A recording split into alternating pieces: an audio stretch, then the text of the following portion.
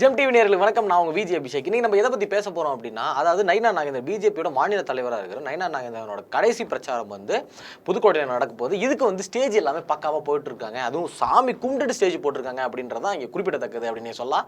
ஆமா, இதுக்கு ஸ்டேஜ் போடுறாங்க, பிரச்சாரம் தானே அப்படிதான் கேட்குறீங்க. அதாவது கடைசி பிரச்சாரம். இந்த பிரச்சாரத்துக்கு அதாவது உள்துறை அமைச்சராக இருக்கிற அமித்ஷா அவர்கள் வந்து வர இருக்கிறாரு அப்படின்னு சொல்லி தகவல் ஒன்று வந்திருக்கு.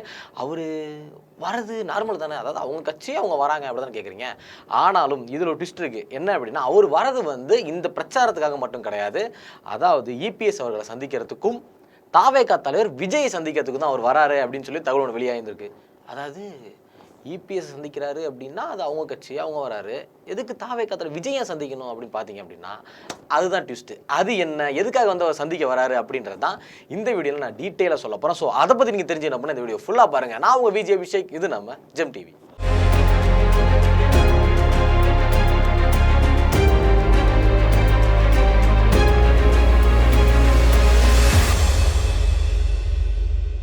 ரெண்டாயிரத்தி 26 எலெக்ஷன் வரப்போற இந்த நேரத்தில் வந்து எல்லா கட்சியுமே அவங்களோட பிரச்சாரத்தை வந்து சூப்பராக நடத்திட்டு இருக்காங்க அப்படின்னு சொல்லலாம். அதாவது என்டிஏ கூட்டணியில் இருக்கக்கூடிய பாஜக, அதிமுக எல்லாமே வந்து சரிக்கு சமமாக பிரித்து எல்லா இடத்துக்குமே பிரச்சாரம் பண்ணி நம்ம தான் அப்படின்றத வந்து ஆளுமைப்படுத்திட்டு இருக்காங்க. இந்த சைடு வந்து திமுக வந்து பார்த்தீங்க அப்படின்னா அவங்க ஒரு மாதிரி ஸ்மார்ட் ஒர்க்குன்னு சொல்லலாம், ஹார்ட் ஒர்க்குன்னு சொல்லலாம், என்ன ஒர்க்குன்னு வேணா சொல்லலாம். அந்த அளவுக்கு அவங்களும் பிரச்சாரத்தை வந்து சூப்பராக பண்ணிட்டு இருக்காங்க அப்படின்னே சொல்லலாம். இந்த சைடு வந்து பார்த்தீங்க அப்படின்னா தாவேகா வந்து கரூரில் ஒரு சம்பவம் ஒன்று பண்ணாங்க. சம்பவத்துக்கு அப்புறம் வந்து ஒரு 2-3 பிரச்சாரம் போட்டாங்க. அதாவது காஞ்சிபுரத்தில் ஒன்று போட்டாங்க, அதுக்கப்புறம் ஈரோட்டில் ஒன்று போட்டிருக்காங்க, அவ்வளோதான். இதுக்கப்புறம் வந்து இன்னும் டோட்டலாக அவங்க எதையுமே கவர் பண்ணலை அப்படின்லாம் சொல்லலாம். இன்னும் தென் மாவட்டம் வேறு இருக்குது. தென் மாவட்டம் இன்னும் ஃபோக்கஸ்டே பண்ணாமல் இருக்காங்க அப்படின்னு நினைக்கிறேன். ஆனால் நெக்ஸ்ட் டைம் அவங்க தென் மாவட்டத்தில் போடுறதுக்கு அதிகமாகவே வாய்ப்பு இருக்குது அப்படின்னு வச்சுக்கோங்களேன். இப்போ வந்து அமித்ஷா அவர்களை பற்றி பேசலாம். அதாவது இந்த லாஸ்ட் பிரச்சாரம் வந்து புதுக்கோட்டையில் நடந்து முடிய போகுது. இதுக்கு வந்து நல்ல சாமியெல்லாம் கும்பிட்டு ஸ்டேஜ் எல்லாம் போட்டு ஸ்டேஜ் ஒர்க் எல்லாமே சூப்பராக ஆரம்பிச்சிட்டாங்க. ஏன் அப்படின்னா அமித்ஷா அவர்கள் இங்கே வரதுனாலேயே ஸ்டேஜ் எல்லாமே பக்காவாக போட்டு வச்சுக்கணும்ல, அதனால எல்லா வேலையும் சூப்பராக நடக்குது. இதுக்கு இடையில வந்து பார்த்தீங்க அப்படின்னா டெல்லியில் வந்து ஒரு சம்பவம் நடந்துகிட்டு இருக்கு. என்ன சம்பவம் பார்த்தீங்க அப்படின்னா, கரூரில் வந்து 41 பேர் இறந்து போனாங்கல்ல, இதோட சிபிஐ விசாரணை வந்து இப்போ பயங்கர ஸ்ட்ரிக்டாக நடந்துட்டு இருக்கு அப்படின்னு சொல்லலாம். இதுக்காக வந்து திரு புஷி ஆனந்த் அவர்கள், ஆதவ் அர்ஜுனா அவர்கள், நிர்மல்குமார் அவர்கள், இவங்க 3 பேர் வந்து அங்கே ஆஜராயிருக்காங்க. கிட்டத்தட்ட 9 மணி நேரம் இந்த இன்வெஸ்டிகேஷன் வந்து நடந்திருக்கு. 9 மணி நேரம் நடந்திருக்கு. இதில் வந்து ஒரு விஷயம் வேறு ஒன்று வெளியே வந்துச்சு. அதாவது அந்த பஸ் ஒன்று இருக்கும்ல, தாவேக்கால வச்சுருப்பாங்களே அந்த பிரச்சார பஸ், அந்த பஸ்ஸோட டிரைவர் கிட்ட வந்து விசாரணை நடத்துறப்போ திடீர்னு ஆதவர்ஜுனா குறுக்க வந்து நான் சொல்கிறேன் அப்படின்ற மாதிரி உள்ள இன்வால்வ் ஆனது வந்து கொஞ்சம் அப்படியே பிரச்சனையாக போயிட்டு இருக்கு அப்படின்னு சொல்கிறாங்க. ஆனால் அது எந்த மாதிரி மாறப்போகுது அப்படின்றத தெரில. என்னடா நடக்குது இங்கே? ஏன்னா இப்போ வந்து இந்த கரூர் சம்பவத்துக்கான இன்வெஸ்டிகேஷன் இப்போ ஆரம்பித்தது ஒரு பெரிய ஒரு டிராபேக்காக தாவேக்காக்கு அணையறதுக்கு வந்து அதிகமாக வாய்ப்பு இருக்குது. ஏன் சொல்கிறேன் அப்படின்னா, இந்த டைமில் வந்து அவங்களுக்கு வந்து நெகட்டிவாக அது முடிஞ்சிருச்சு அப்படின்னா அது இன்னும் கொஞ்ச நாள் தான் இருக்குது. அதாவது மே, ஏப்ரல் இந்த டைமிங்கில் வந்து மே திருப்பி சொல்லிட்டேன். அதாவது ஏப்ரல், மே இந்த டைமிங்கில் வந்து பார்த்தோம் அப்படின்னா கண்டிப்பாக அந்த எலெக்ஷன்ன்றது வந்து என்னைக்கு அப்படின்றது தெரிஞ்சிடும். அது மட்டும் இல்லாமல் அந்த ஜனவரிக்குள்ளேயே வந்து எந்தெந்த கூட்டணி வரப்போகுதுன்றதை சொல்லணும், கூட்டணியில் இருக்காங்களா இல்லையான்றதை கன்ஃபார்ம் பண்ணணும். அப்படின்ற மாதிரி எல்லாமே கிட்ட நெருங்குற டைமில் வந்து இப்படி நடக்கிறது வந்து ரொம்ப மோசமான ஒரு சூழ்நிலை இருக்குது அப்படின்னே சொல்லலாம். அது மட்டும் இல்லாமல் அமித்ஷா அவர்கள் வந்து இப்போ வந்து சென்னை வராரு அப்படின்னு சொல்லல. அதாவது ஜனவரி 4ஆம் தேதி சென்னைக்கு வராரு அப்படின்னு சொல்லல. அதாவது அந்த புதுக்கோட்டை பிரச்சாரத்துக்கு போகணும். ஏன் அப்படின்னா அது வந்து அவங்க கட்சி பிஜேபின்றது அவங்க கட்சி. ஸோ அதுக்கு வராங்க. இன்னொரு விஷயம் என்ன அப்படின்னா, அதாவது எடப்பாடி பழனிசாமி அவர்களை மீட் பண்ண வராரு அப்படின்னு சொல்லலாம். யூஸ்வல் தான், ஏன்னா அவங்க கூட்டணியில் இருக்காங்க. ஆனால் எதுக்காக வராங்கன்னு பார்த்தீங்க அப்படின்னா, அவர் உள்ளே வந்து நெக்ஸ்ட் வந்து எதை பற்றி பேச போகிறாங்க அப்படின்னா, அந்த உள்ளேயே வந்து நிறைய உள்கட்சி பூசல் எல்லாமே நிறையாவே நடக்குது அதிமுக. அது எல்லாமே உங்களுக்கே தெரியும். எல்லாமே சதறி அங்கிட்டு பதறி ஓடிட்டு இருக்காங்க. இதை பற்றி பேசுறதுக்காகவும் இந்த மாதிரி கட்சி சதறி இருக்கிறத நினச்சி கண்டிப்பாக இபிஎஸ் ஐயா வந்து கண்டிப்பாக வருத்தத்தில் தான் இருப்பார். அது எப்படி இல்லாமல் இருக்க முடியும்? ஏன்னா நம்ம ஜெயிக்கணும் அப்படின்ற ஒரு மோட்டிவேஷன் அவர் இருக்கிறப்போ இந்த மாதிரி நடந்தது வந்து அவருக்கு உண்மையிலே வருத்தம் தான் இருக்கும். அந்த வருத்தத்தை வந்து கிளியர் பண்ணுறதுக்காகவும், அதாவது தொகுதி எந்த மாதிரி வந்து பிரிக்கலாம், அதான் ஏற்கனவே ஒரு வீடியோவில் சொல்லியிருந்தேன். அதாவது 40 தொகுதி வந்து பிஜேபி கேட்டுக்கிறதா ஒரு தகவல் ஒன்று வந்திருக்கு. ஸோ அதை பற்றி பேசுறதுக்காகவும் இங்கே வந்து வராரு அப்படின்னு சொல்லியிருந்தாங்க. அதாவது அமித்ஷா இப்போ தமிழகத்துக்கு வருகை வந்து கிட்டத்தட்ட 2026 சட்டமன்ற தேர்தலோட ஒரு மாற்று இதாக இருக்கும் அப்படின்னு தான் எல்லாருமே நினைக்கிறாங்க. அதாவது எவ்வளோ நாளாக இல்லாதவங்க பீகாரை வந்து ஃபோக்கஸ் பண்ணி பீகாரை பிடிச்சாச்சு.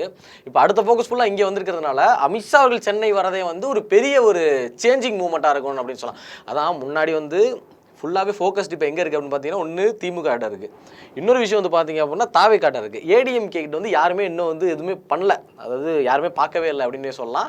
அப்படி இருக்கிறப்போ ஏடிஎம்கே சும்மாவாக இருப்பாங்க, எதுவும் மூவ் பண்ணியிருக்க மாட்டாங்களா அப்படின்ற மாதிரி அவங்க வந்து சைலண்ட் கில்லர் மாதிரி ஏதோ பண்ணிட்டு இருக்காங்க அப்படின்னு சொல்லலாம். ஏன்னா யாருமே அவங்கள பார்க்கல.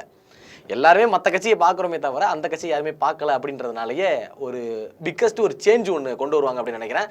அதான் அமித்ஷாவோட வருகையே வந்து அதை ஃபோக்கஸ் பண்ணி தான் இருக்கிறதுக்கு வாய்ப்பு இருக்கு. அது மட்டும் இல்லாமல் இபிஎஸ் அவர்களை சந்திச்சதுக்கு அப்புறம் அமித்ஷா அவர்கள் வந்து விஜயை சந்திக்க போறாரு அப்படின்னு சொல்லி ஒரு தகவல் ஒன்று வந்திருக்கு. விஜய் சந்திக்கிறாரா? எதுக்கு? வருத்தம் தெரிவிக்க அப்படின்ற மாதிரி. அதாவது மெயினாக ஒரு விஷயம் சொல்லணும் அப்படின்னா, தாவேகா கிட்ட வந்து அதிகமான ஓட்ஸ் இருக்கு அப்படின்றதான் உண்மை. என்ன பண்ணா ஜெயிக்கிறதுக்கான ஓட்டு இருக்கா இல்லையா அப்படின்றது வந்து கன்ஃபியூஷன் தான். அதாவது அதிகபட்சமான ஓட்டு வந்து கண்டிப்பாக அவங்கள்ட்ட ஒரு கிட்டத்தட்ட ஒரு 12 to 15% இருக்கிறதுக்கு வாய்ப்பு இருக்குன்னு வச்சுக்கோங்களேன். இன்னும் ஏன்னா தாவேகா சைடு வந்து இன்னும் வந்து எந்த ஒரு பர்சன்டேஜும் ரிலீஸ் பண்ணலை. இவ்வளோதான் அவங்க ஜெயிப்பாங்க, இவ்வளோ பர்சன்டேஜ் உங்களுக்கு இருக்குது அப்படின்றது. ஏன்னா ஏகப்பட்ட கூட்டம் கூடுது, எம்ஜிஆருக்கும் கூடுச்சு, விஜயகாந்த் சாருக்கும் கூடுச்சு, அப்படின்ற மாதிரி எல்லாருக்குமே கூடுச்சு. அதே மாதிரி இவருக்கும் கூடுது. இது வந்து ஓட்டாக மாறுமா அப்படின்றது தெரியல. ஏன்னா களத்தில் ஒரு வாட்டி நின்னாதான் இவ்வளோ பர்சன்டேஜ் வந்து இவருக்கு இருக்குது அப்படின்றது தெரியும். அதனாலேயே ஃபுல்லாக அவங்க கன்ஃபியூஷன் தான். ஆனால் வர கூட்டத்தை வந்து பார்த்தோம் அப்படின்னா அதிகமாகவே கூட்டம் இருக்கிற மாதிரி தான் தெரியுது. ஏன்னா இப்போ ரீசெண்டாக வந்து நியூ இயர் வந்துச்சு. நியூ இயருக்கு வந்து நான் ஒரு இடத்துக்கு போயிருந்தேன், நியூ இயர் செலிப்ரேஷனுக்கு பீச் சைடு போயிருந்தேன். அப்போ போகிறப்போ வந்து பார்த்தோம் அப்படின்னா கிட்டத்தட்ட 3 காரில் வந்து இப்படி கொடியை வந்து டிவியை கொடி வச்சு டான்ஸ் ஆட்டே வந்துட்டுருந்தாங்க. அப்போ தான் தெரியுது என்னடா அது எல்லா இடத்துக்கும் டிவிக்கே ஏன்னா ஒரு கூட்டம் ஒன்று அந்த இடத்துல இருந்துச்சு. ஏதாச்சும் ஒன்று நடக்குது அப்படின்னா கண்டிப்பாக அந்த இடத்துல வந்து ஒரு டிவிக்கே கூட்டம் ஒன்று இருக்குது அப்படின்ற மாதிரி எங்கே பார்த்தாலும் டிவிக்கேன்னு இருக்குல்ல. அதனால் வந்து இந்த கூட்டணி வந்து நமக்கு ரொம்ப முக்கியம் அப்படின்றது வந்து அமித்ஷா அவர்கள் வந்து யோசிச்சிருக்காரு. அது மட்டும் இல்லாமல் தமிழகத்தை பொறுத்த வரைக்கும் மற்ற ஊர் மற்ற ஸ்டேட்டெல்லாம் எப்படின்றது தரல. தமிழகத்தை பொறுத்த வரைக்கும் என்றைக்குமே வந்து கூட்டணி இருந்தால் மட்டும்தான் ஆட்சி அமைக்க முடியும். இதுதான் உண்மை. இப்போ திமுக ஆட்சி அமைச்சிருக்காங்க அப்படின்னு பார்த்தீங்க அப்படின்னா கூட்டணி தான். அதாவது காங்கிரஸோட அவங்க இருக்கிற ஒரு ஸ்ட்ராங்கான கூட்டணி. காங்கிரஸ் தேமுதிக அப்படின்ற மாதிரி அப்படியே வரிசையாக இருக்குது. அவங்களுக்கு ஒரு கூட்டணி செக்ஷன் இருக்குது. அப்படின்ற மாதிரி அவங்களுக்கு கூட்டணி வச்சு தான் தமிழகத்தை வந்து ஆட்சியை மாற்ற முடியும், ஆட்சியை அமைக்க முடியும் அப்படின்றதான் உண்மை.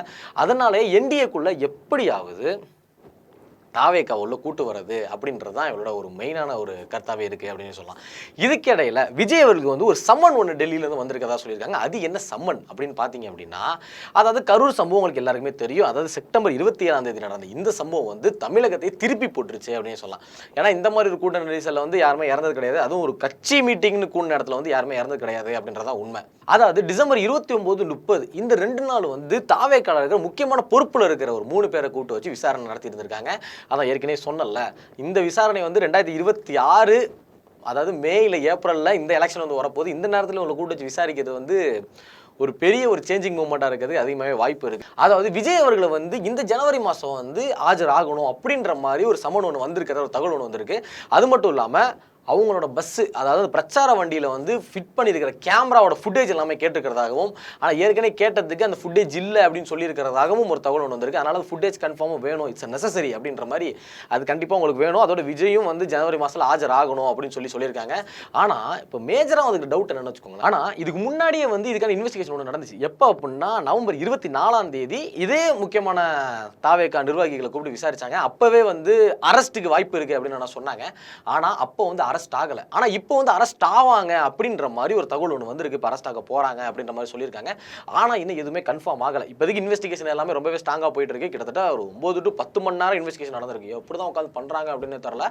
அந்த அளவுக்கு சிபிஐ வந்து ரொம்பவே ஸ்ட்ரிக்டாக இருக்காங்க அப்படின்னே சொல்லலாம்.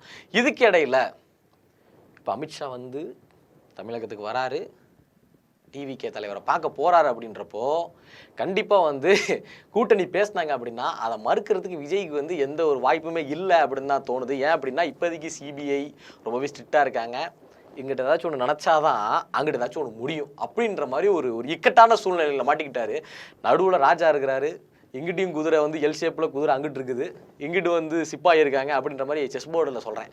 அந்த மாதிரி நடுவில் விஜய் மாட்டிக்கிட்டாரு, சுற்றி எல்லாமே கார்னர் பண்ணிட்டாங்க. ஸோ வந்து அவர் தப்பிக்கிறதுக்கு வாய்ப்பு இருக்கா இல்லையா அப்படின்றது தரல. ஏன் அப்படின்னா எந்த மாதிரி வேணால் இந்த விஷயங்கள் மாறலாம் அப்படின்றது. ஏன்னா 41 பேர் இறந்த சம்பவம்ன்றது ரொம்பவே ஒரு கஷ்டமான சம்பவம். இந்த நேரத்தில் வந்து எப்படி வேணால் மாறலாம்.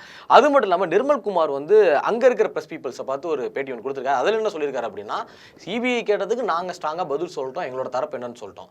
அந்த 41 பேர் இறந்ததுக்கு காரணம் யாருன்றது உலகத்துக்கே தெரியும். அதனால் சிபிஐ என்ன சொல்லும் அதை நாங்கள் கேட்குறோம், சிபிஐ என்ன பதில் என்ன கொஸ்டின் கேட்டாலும் அதுக்கு நாங்கள் ஆன்சர் பண்ணுறோம் அப்படின்ற மாதிரி அவர் ஸ்ட்ராங்காக தான் பேசியிருக்காரு. ஆனால் வந்து இது எந்த மாதிரி மாறும், அரசியல்ன்றது என்ன, அரசியலுக்குள்ளே அந்த சொல்லுவார்ல சீமான் கூட சொன்னார், இந்த குளத்தில் நிறைய மீன் மட்டும் இல்லை பையா, நிறைய முதலைகளும் இருக்குது அப்படின்ற மாதிரி என்னதான் இருந்தாலும் அரசியலுக்குள்ளே என்ன வேணால் பண்ணுறதுக்கு வாய்ப்பு இருக்குது. யார் மேலே தப்பு கரெக்டுன்றதை தாண்டி முடிவு பண்ணணும் அப்படின்ற மாதிரி அவர் ஒருத்தர் முடிவு பண்ணணும். அது யாரும் நான் சொல்ல மாட்டேன், உங்களுக்கு தெரிஞ்சா கமெண்ட்ஸில் கமெண்ட் பண்ணிட்டு போங்க. இதுதான் கண்டென்ட். என்ன அப்படின்னா இப்போ வந்து அமித்ஷா அவர்கள் வந்து சென்னை வராரு. சென்னை வந்த இடத்துல வந்து தாவேகா தலைவர் கூட விஜய் கூட பேச போகிறதாக ஒரு தகவல் ஒன்று வந்திருக்கு. ஒருவேளை இந்த மாதிரி ஒரு கார்னரில் மாட்டிக்கிட்டாரு. அதாவது சிபிஐ வந்து இப்போ வந்து பிஜேபி நினச்சா சேஞ்ச் பண்ணலாம் எது வேணாலும் அப்படின்ற மாதிரி இருக்குது.